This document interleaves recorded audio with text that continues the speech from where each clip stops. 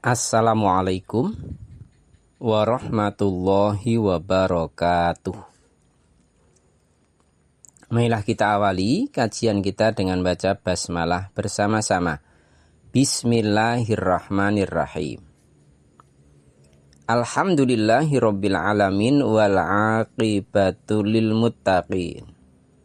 Asyhadu an la ilaha illallah wa asyhadu anna Muhammadar Rasulullah. Allahumma sholli ala Muhammad wa ala ali Muhammad, amma ba'du.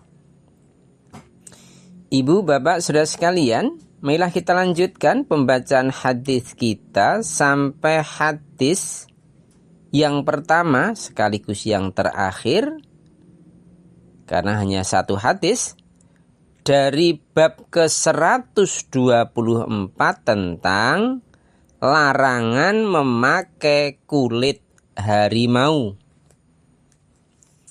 atau urutan hadis nomor 811. Bismillahirrahmanirrahim. An Muawiyah radhiyallahu anhu qala Rasulullah sallallahu alaihi wasallam, la tarkabul khazza walan nimar. Hadisun hasan rawahu Abu Dawud wa ghairuhu bi isnadin hasan. Muawiyah radhiyallahu an berkata bahwa Rasulullah sallallahu alaihi wasallam bersabda, janganlah kamu duduk di atas kain yang ditenun dengan sutra, dan jangan pula di atas kulit harimau. Hadis riwayat Abu Dawud. Pelajaran-pelajaran hadis yang pertama, larangan duduk di atas pelana yang terbuat dari sutra. Hadis ini berisi tentang larangan menggunakan alas duduk dari sutra dan juga kulit harimau. Larangan ini bukan hanya soal bendanya, tetapi mengandung pesan tentang akhlak dan adab. Pada masa Rasulullah, sutra adalah simbol kemewahan dan atau dari kehidupan elit. Sedangkan kulit harimau melambangkan keperkasaan palsu. Karena apa? Kulitnya ada namun hanya kulit, tidak beserta isinya, sehingga disebut dengan keperkasaan palsu. Juga merupakan bentuk dari kesombongan. Karena apa? Ia bisa pamer status keberadaannya, bahwa ia bukan orang sembarangan. Nah ini kan, disinilah sesungguhnya akhlak dan adab. Sehingga sebagai seorang muslim, kita diajari oleh baginda Rasulullah melalui hadis ini untuk tidak menjadikan kemewahan dan simbol gengsi sebagai ukuran kehormatan. Ibu, bapak, saudara sekalian, hadis sebelumnya telah jelas haram bagi laki-laki tentang apa? Tentang sutra. Haram bagi laki-laki dan halal bagi perempuan. Dasarnya adalah hadis-hadis yang sahih yang telah kita bacakan sebelumnya. Juga demikian, duduk di atas kain sutra itu termasuk memanfaatkan sutra sehingga terlarang bagi laki-laki. Kemudian berkait dengan kulit harimau, itu mayoritas ulama melarang memanfaatkan kulit binatang buas bertaring. Alasannya apa? Berkait dengan kesucian. Ini menurut beberapa atau sebagian pendapat. Kemudian alasan yang kedua, masalah adab dan etika Islam.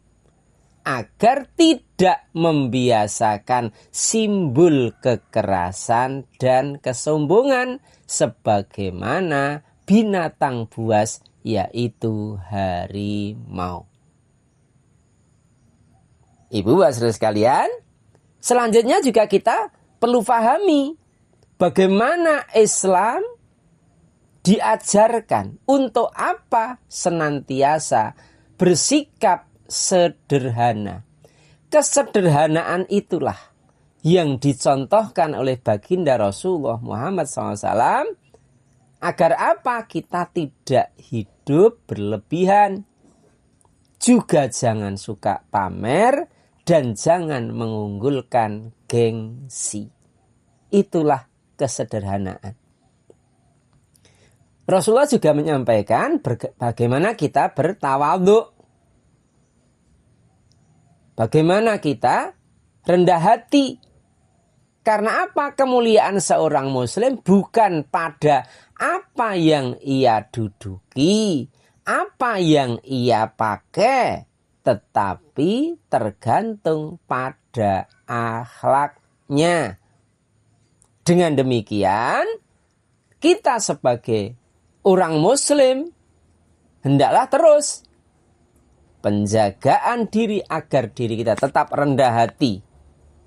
Tidak suka menonjolkan kemewahan. Dan juga tidak menjadikan simbol dunia sebagai kebanggaan.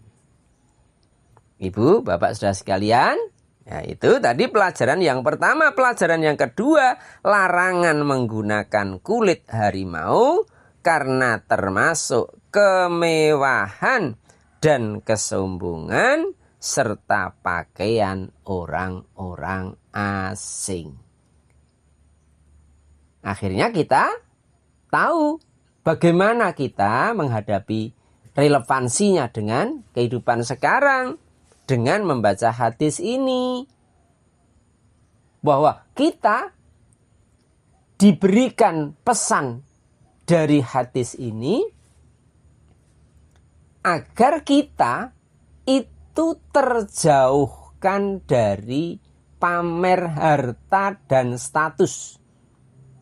Sekali lagi, harga diri kita bukan karena harta, bukan karena status, namun bagaimana adab dan akhlak kita di dalam menjalani kehidupan, baik akhlak kepada sesama manusia, terlebih akhlak kita kepada Allah Subhanahu wa ta'ala.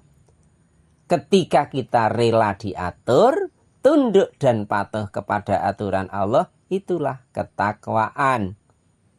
Semakin kita menentang dari ketetapan Allah, nah yaitulah kekafiran ataupun kesombongan.